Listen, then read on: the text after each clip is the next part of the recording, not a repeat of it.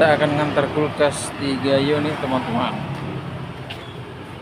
Ini karena pintunya tidak muat, maka kita buka pintunya sama halnya seperti PKB ya teman-teman. Ini akan kita antar ke tempat si pemilik teman-teman bersama Belas Elektrik. Mohon doa dan dukungannya serta support. Assalamualaikum warahmatullahi wabarakatuh.